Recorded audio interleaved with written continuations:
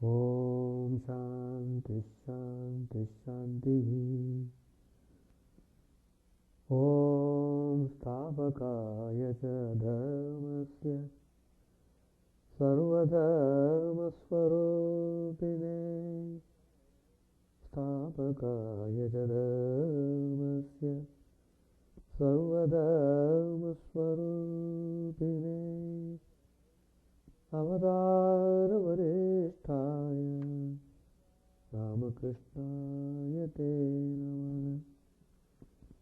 Asato ma sadgamaya tamaso ma jyotirgamaya mrityorama mritangamaya. Om Shanti Shanti Shanti. Let us offer our salutations to Sri Ramakrishna, the embodiment of all religions, the Supreme God incarnate. Let us pray to Him to lead us from the unreal to the real, to lead us from the darkness of ignorance to the light of knowledge, to lead us from death to immortality. Today's topic I have chosen from the Gospel of Sri Ramakrishna, Sri Ramakrishna's unique way of teachings. If we study Gospel of Sri Ramakrishna, we find it is full of spiritual wisdom.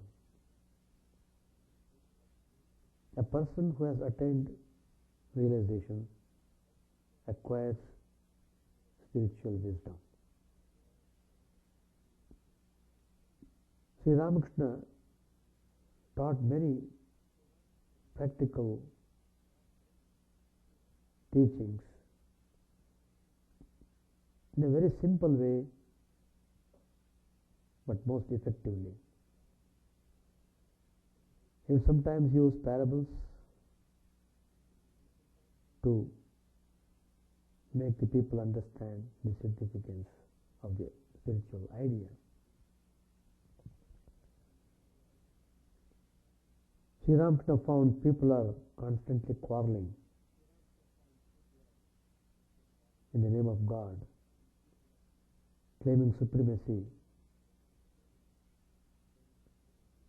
to one particular God. So, not knowing the real significance of the realization of God, people would engage themselves in unnecessary debate, in trying to prove which God is superior than the other one, who is the God of the universe, and so on. Sri Ramakrishna said, if people talk in this manner, that only shows that they are ignorant about God. A person who has realized the truth will never speak that way.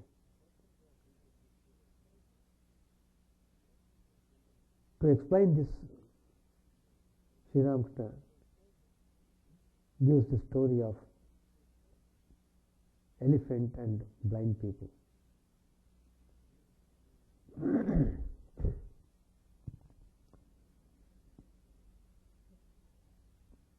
Once upon a time, there was a king who was also a blind. He had wise men with him who were also blind.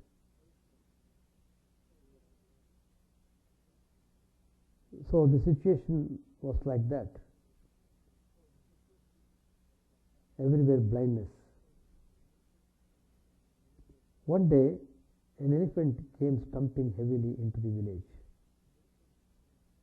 and stood in the village square. All the villagers were quite alarmed and anxious to find out what was this thunderous entity which had entered their village. So the king ordered the 5 wise men to invest the matter and report their findings.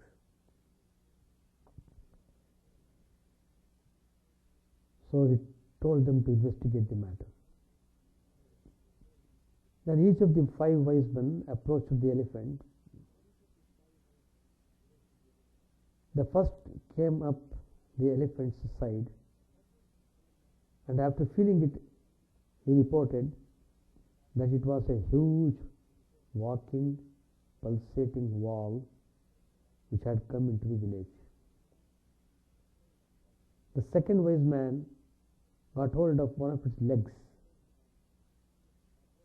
and immediately said, no, it was not a wall, but a walking tree trunk which had come to visit them. Then the third wise man came upon the tail and rejected the first 2 opinions and said that the truth was that it was a snake. The fourth one, having grabbed the ear, stated that previous observations were wrong and that the truth was that it was a large walking leaf. The fifth one, who happened to catch hold of the trunk, claimed that the others were wrong and that the reality was that it was a large moving horse. Of course, Sri Ramakrishna has explained this story of elephant in a different way.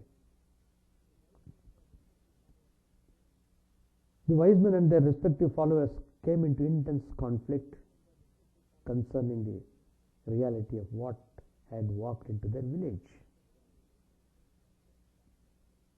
So that is the background. Now the blind village represents the present state of spiritual blindness affecting all of humanity. In the village, the king was blind, the villagers also were blind, everybody was blind. So the 5 wise men represent the various major religions who, approaching the unseen God from various angles, have experienced God in different ways. In our blind state, we argue about what the reality of God is, when there is only one God, which is in reality the essence of all beings and things which exist. Why then do we need to fight and argue between ourselves? Each religion is a valid path to the same one God. All are correct. All need to be respected. Each individual may choose the religious path which suits him and move efficiently forward with love for God and all beings in his heart. Sri Ramakrishna used to say, go forward, never stop. You get into more and more precious things. Let us not therefore blind to the truth of God's omnipresence, even in those who have differing beliefs. So the teaching is that we should open our eyes and see the oneness of all beings.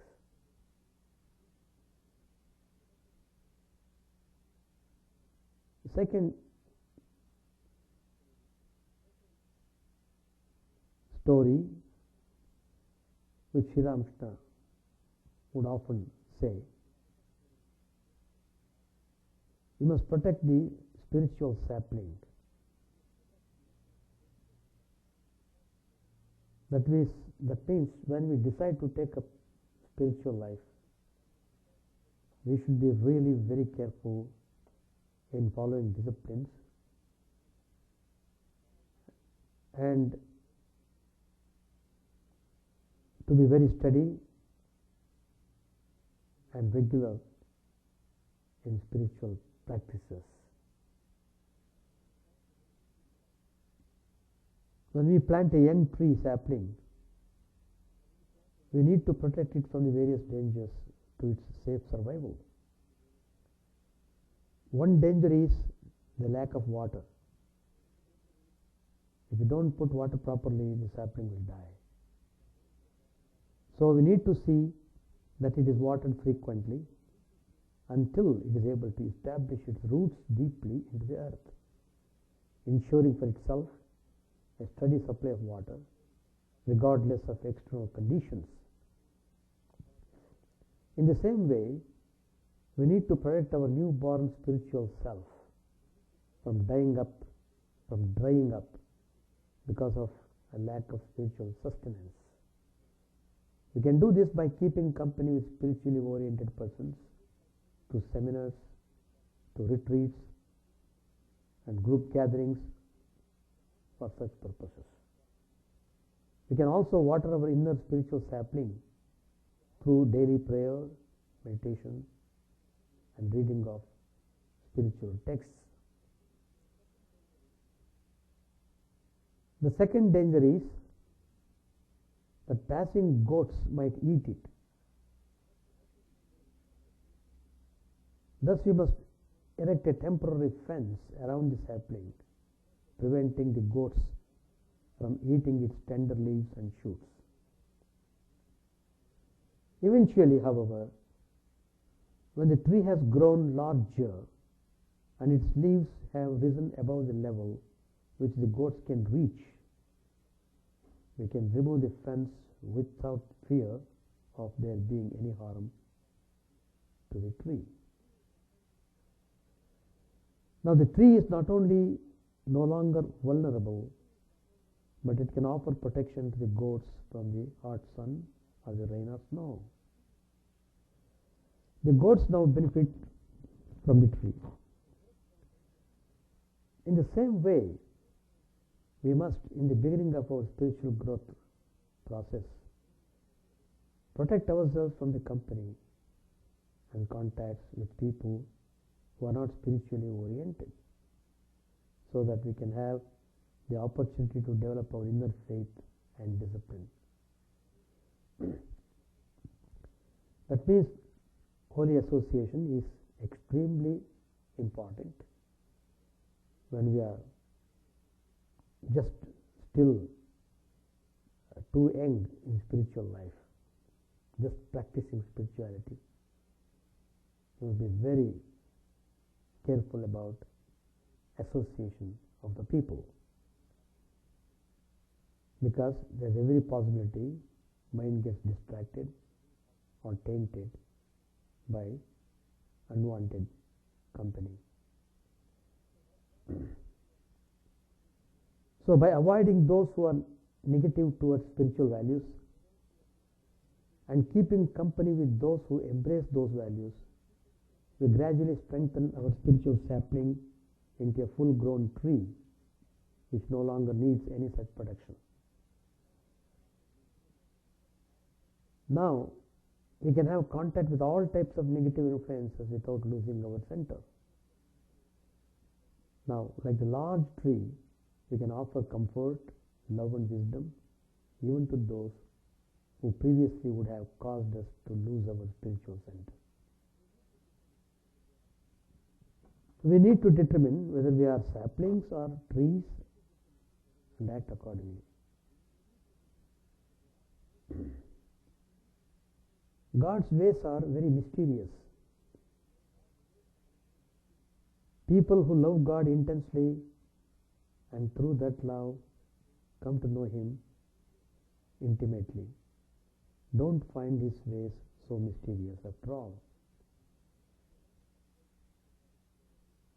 Sri Ramakrishna felt himself to be the child of the Divine Mother. So he called her Ma, just as children in all lands and address their mothers as Ma. Quite a number of people gathered around him from 1880 to 1886. Sri Ramakrishna would tell very interesting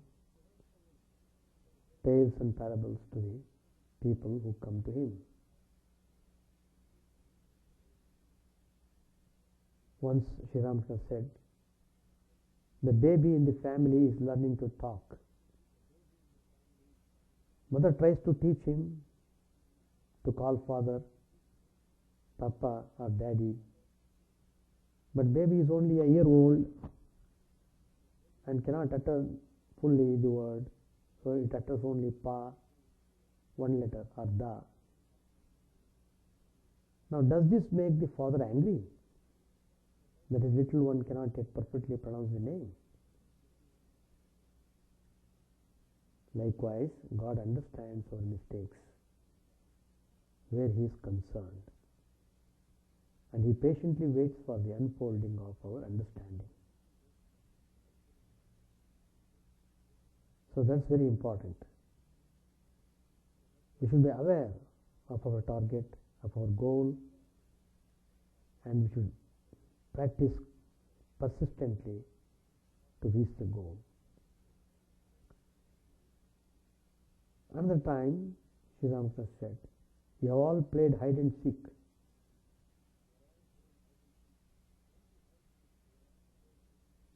One who hides is called granny. This person blindfolds the eyes of the others and then hides. The game is the players are to find her one by one. Whoever can find and touch granny has the blindfold removed and is set free. So it is with the Divine Mother. She has covered our eyes with ignorance and hidden herself here. Find her, touch her, and you are freed."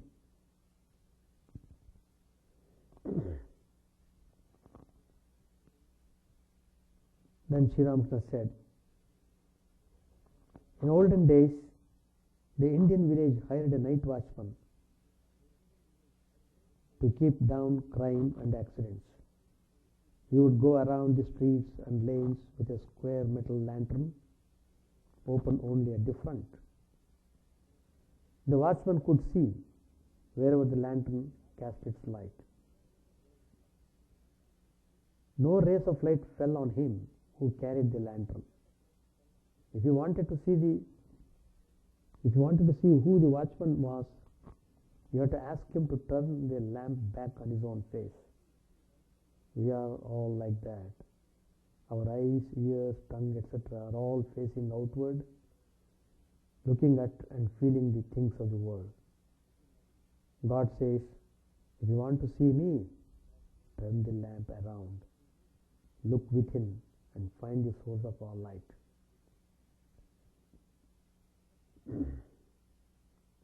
At another time, Sri Ramakrishna said,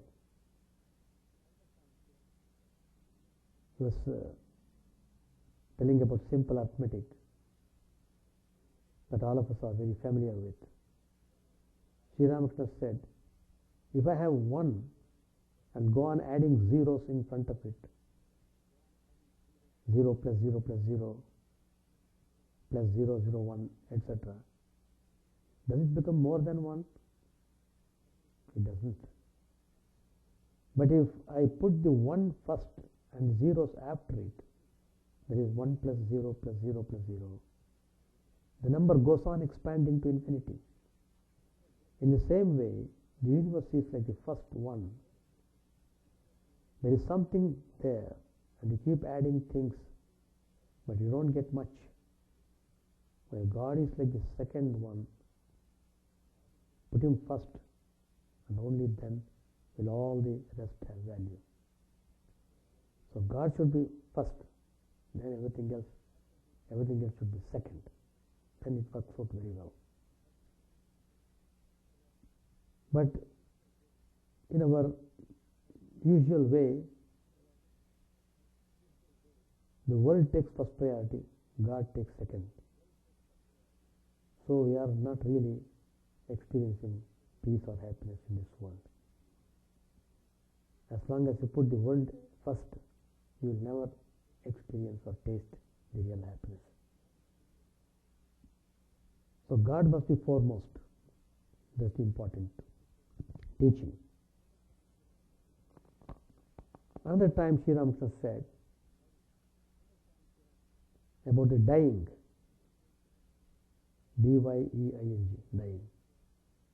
You buy your white cloth and then take it to this person who has many vats of dye, each a different color. Do you want your cloth yellow? He soaks it in the vat of yellow dye, purple in the purple dye, etc. One day there came to a village a traveling dyer who had only one vat. But how could he make a living? But you see, it was a magic tub. Whatever color you asked for, that was the color the cloth came out. People marveled to see such a thing. The same vat gave blue, red, etc. A clever villager was watching all this at a little distance. Finally, he brought his cloth to the dyer and said, "Sir, please make my cloth the color of the dye in your tub." Why is God like the magic dye? Because though He is one, He gives everyone different things according to their preference. If you want to know what He is in Himself, be like the clever villager.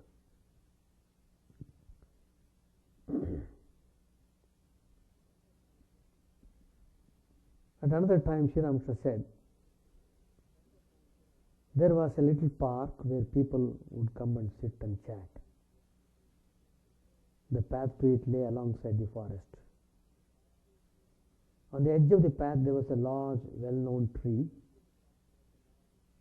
One day a city dweller came to the village, passed the tree and saw a peculiar lizard climbing on the trunk.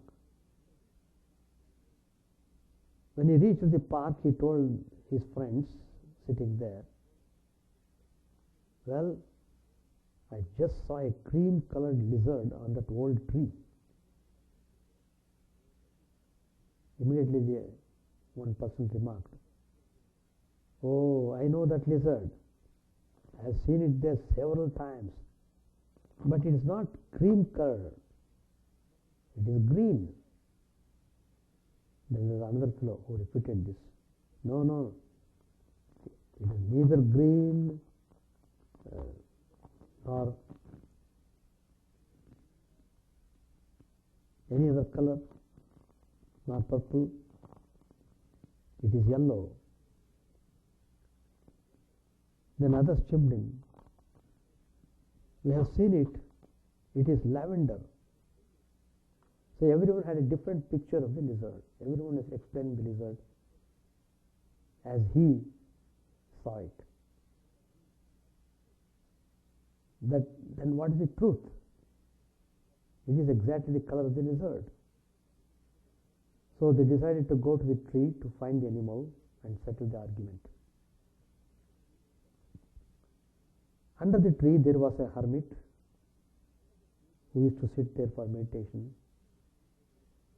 So the people questioned him, "Sir, can you tell the real color of this chameleon which lives on this tree?" Then the hermit said, "Well, I am watching it every day. It is sometimes lavender, sometimes it is grey, sometimes it is green, sometimes it is yellow, sometimes it is green. Sometimes it has really no color at all." Then all these people came to know the truth of the exact nature of the lizard. So Sri Ramakrishna referred to this and said, God is like that chameleon, taking on different qualities and appearances, and then again he has none. He is with many forms and at the same time he is formless. There are some temples where God is worshipped as mother. In some place she is represented by a large stone image. The sculptor has carved in stone his idea of mother of the universe. And many pious people, finding it attractive and inspiring, go there to pay their respects or make offerings.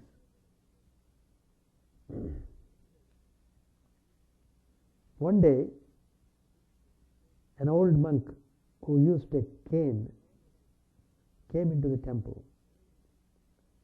Approaching the altar, he said, speaking aloud to God, "Mother, you are said to be God. Tell me the truth. Are you solid like stone, this image, or are you formless, indescribable, and impossible to touch?" "Take your cane," the monk heard a soft voice saying. The soft voice said, "Strike my body on the left side." The monk did it, and the cane hit the stone with a clack. "Now strike me from the other side," the voice said. When the cane reached the sculptor, it passed right through it as if it were air. Then the monk understood that God can be both tangible and intangible at the same time.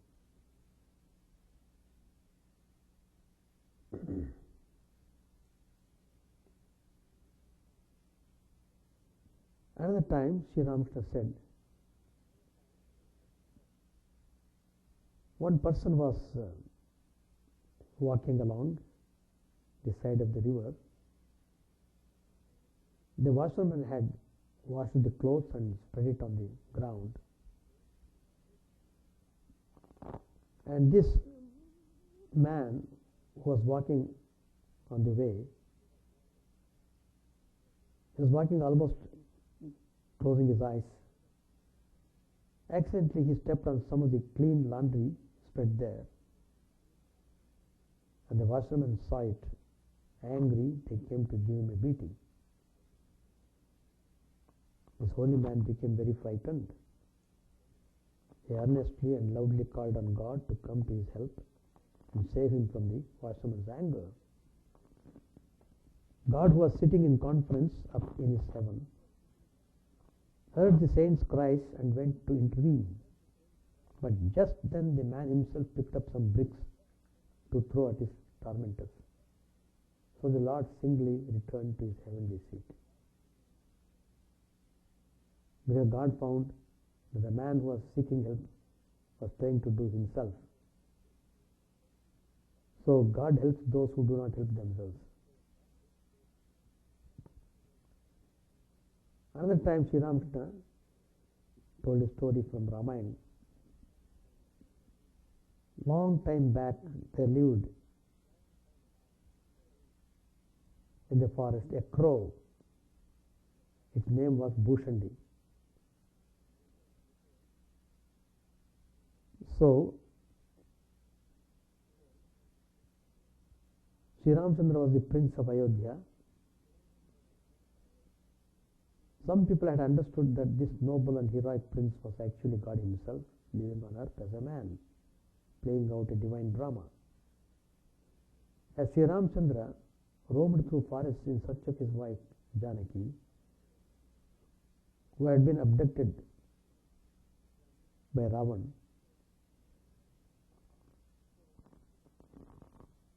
so he was walking along in a very nook and corner of the place.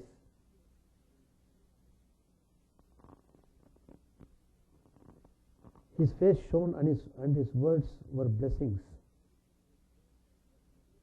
Bhushandi, the crow, heard and saw all this, but had serious doubt that Rama was God and remained skeptical.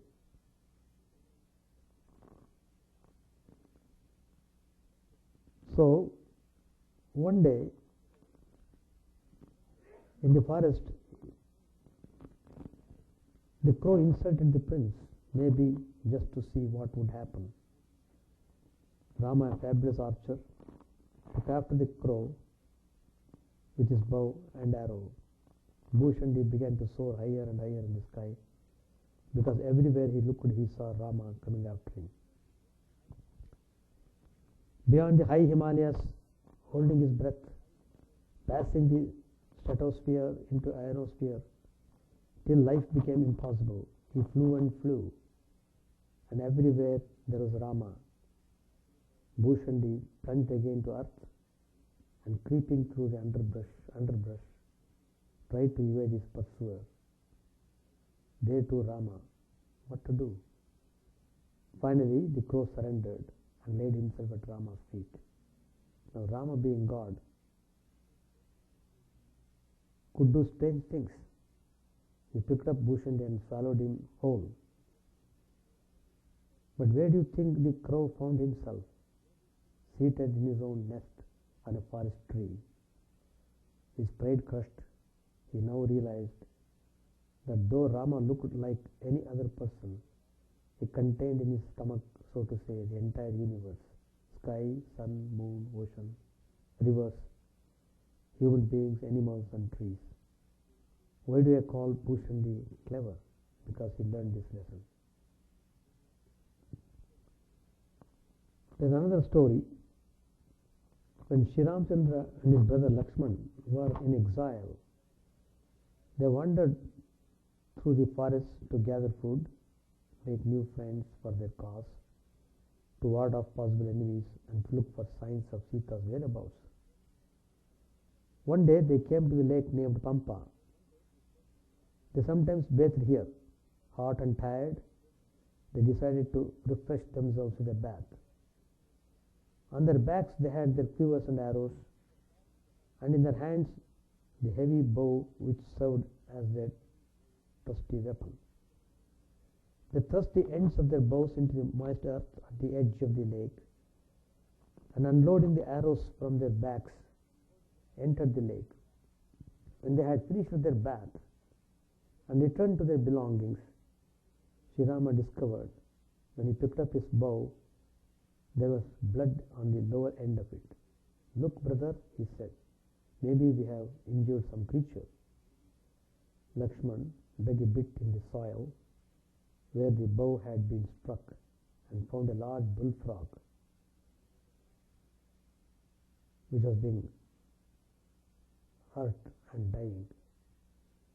Why didn't you croak? Sri Rama said to it sorrowfully. You felt us approach. You always croak loudly enough when a snake has got hold of you. Wiser than most, that frog had recognized who Rama really was. He replied, at the approach of a snake, I cry, O Rama, O Lord, save me, save me. Now I saw it was Rama himself who was hurting me, so I kept still. Even death is nothing if you are in the hands of the Lord. Sri Ramakrishna compares this world to a big fish net.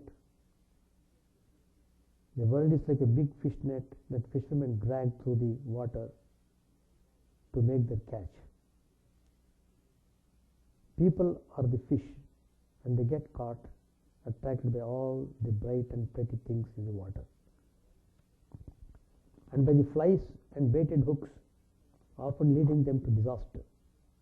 Some try to pretend they are not caught by burrowing into the mud of the lake. Some poke their heads through the holes in the net, but sadly their egos are too big to go through. Still, these are at least looking for the way out. Only a few jump high out of the net with a big splash, and people say, oh, there goes a big one. These are the clever fish, the sages and saints who find their freedom. But the cleverest fish of all, and they are very rare, are the ones who see the net and avoid it altogether, suspecting that this contraption, the world, is likely to catch them. Sri Ramakrishna used to say that people who have self-control over their mind and senses are like that very special animal, the tortoise. The tortoise, when it is attacked by an enemy too large for it to fight, draws its limbs, head and tail, and its 4 legs inside its hard shell. It sits still, armored and unmoving. At the first hint of danger, it protects its soft parts in this way. After that, says Sri Ramakrishna, it will not put out its limbs, even to see what is happening. not even if you chop it up with an axe. And people who are not attached to outside things, to sense objects, and who hold fast to their purpose, he would compare to the tortoise. So in this way, Sri Ramakrishna has told many interesting tales and parables to impart most valuable spiritual practical instructions. It is very lively reading. If you start reading Gospel of Sri Ramakrishna, you feel like reading again and again, and every time you read, you catch up new ideas flashing forth, and gives lot of happiness and peace to the mind. Page 894. Doctor said, there are two elements in duty. First, the artness of duty. The second, the happiness which comes as an effect, as an after effect. But at the initial stage, this happens is not the impelling motive. I noticed in my childhood the great worry of the priest at the sight of ants in the sweets offered before the deity. He did not at the outset feel joy at the thought of the sweets. First of all, he worried about them. To himself. It is difficult to say whether one feels happiness while performing the duty or afterwards. Where is the free will of a man if he performs an action being impelled by a feeling of happiness? Master said, what the doctor is speaking of is called love without any selfish motive. I do not want anything from Dr. Mahendra Sarkar. I do not need anything from him, but still I love to see him. This is love for love's sake. But suppose I get a little joy from it, how can I help it? Ahalya once said to Rama, "O Rama, I have no objection to being born even as a pig, but please grant me that I may have pure love for thy lotus feet. I do not want anything else." Narad went to Ayodhya to remind Rama that he was to kill Ravan. At the sight of Rama and Sita, he began to sing their glories. Gratified at Narada's devotion, Rama said, "Narad, I am pleased with your prayer. Ask a boon." Narada replied, "O Rama, if thou must give me a boon, then grant that I may have pure love for thy lotus feet, and that I may not be deluded by the world, by your world-bewitching Maya." Rama said, "Ask something more." "No, Rama," answered Narad, "I do not want anything else. I want only pure love for thy lotus feet, a love that seeks no return." That is Dr. Sarkar's attitude. It is like seeking God alone and not asking him for wealth, fame, bodily comforts, or anything else. This is called pure love. There is an element of joy in it, no doubt, but it is not a worldly joy. It is a joy of bhakti and prema, devotion to God and ecstatic love of him. I used to go to Shambhu Malik's house. Once he said to me, "You come here frequently." "Yes." "You come because you feel happy talking with me." "Yes, there is that element of happiness. But there is a state higher than this. When a man attains it, he moves about aimlessly like a child. As a child goes along, perhaps he sees a grasshopper and catches it. The man of that exalted mood too has no definite aim." To the devotees, Sri Ramakrishna said, "Don't you understand the doctor's inner feeling? It is a prayer of a devotee to God for right purpose, that he may have no inclination for evil things." I too passed through that state. It's called dasya, the attitude of the servant towards his master. I used to weep so bitterly with the name of the Divine Mother on my lips that people would stand in a row watching me. When I was passing through that state, someone, in order to test me and also to cure my madness, brought a prostitute into my room. She was beautiful to look at, with pretty eyes. I cried, "Oh, mother, mother," and rushed out of the room. I ran to Haldari and said to him, "Brother, come and see who has entered my room." I told Haldari and everyone else about this woman. While in that state, I used to weep with the name of the mother on my lips. Weeping, I said to her, "Oh, mother, protect me. Please make me stainless. Please see that my mind is not diverted from the real to the unreal." To the doctor, Sri Ramakrishna said, "This attitude of yours is also very good. It is the attitude of a devotee, one who looks on God as his master." When a man develops pure sattva, he thinks only of God. He does not enjoy anything else. Some are born with pure sattva as a result of their prarabdha karma. Through unselfish action, one finally acquires pure sattva. Sattva mixed with rajas diverts the mind to various objects. From it springs the conceit of doing good to the world. To do good to the world is extremely difficult for such an insignificant creature as man. But there is no harm in doing good to others in an unselfish spirit. This is called unselfish action. It is highly beneficial for a person to try to perform such action, but by no means all succeed, for it is very difficult.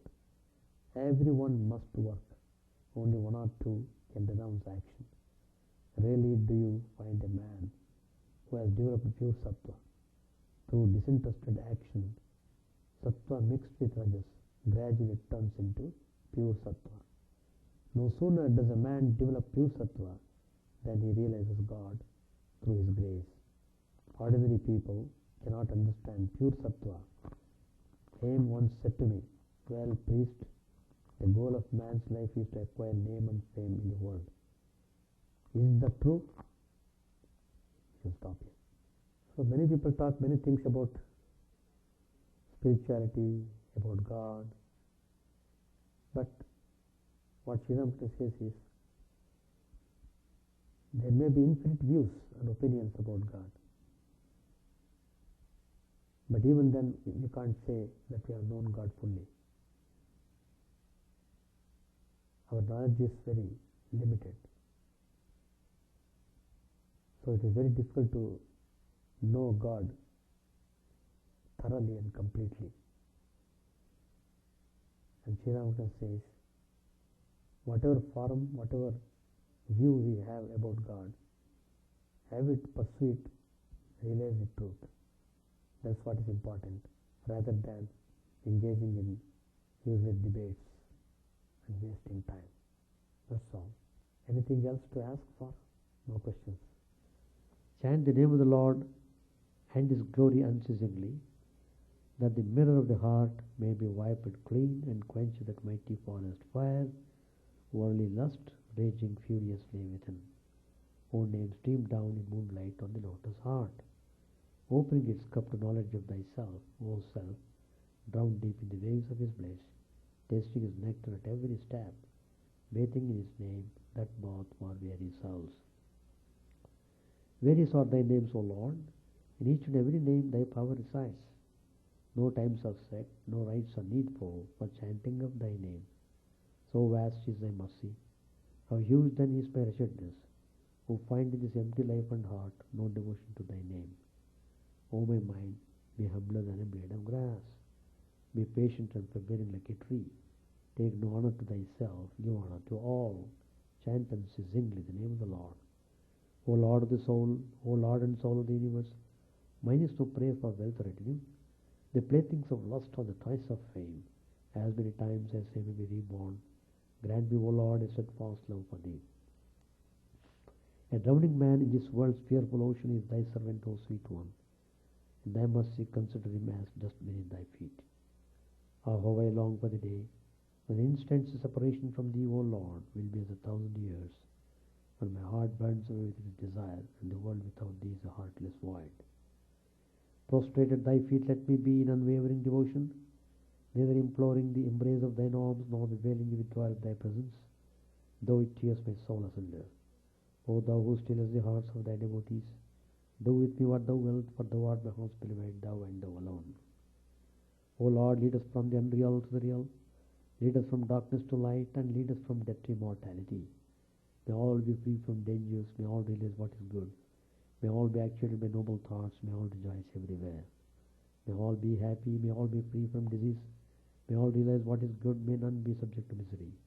May the wicked become virtuous. May the virtuous reign tranquility. May the tranquil be free from bonds. May the freed make others free. May good bread all people. May the sovereign righteously rule the earth. May all beings ever attain what is good. May the worlds be prosperous and happy. May the clouds pour rain in time. May the earth be blessed with crops. May all countries be freed from calamity. May holy men live without fear. May the Lord, the destroyer of sins, the presiding deity of all sacred works, be satisfied. For he being pleased, the whole universe becomes pleased. He being satisfied, the whole universe feels satisfied.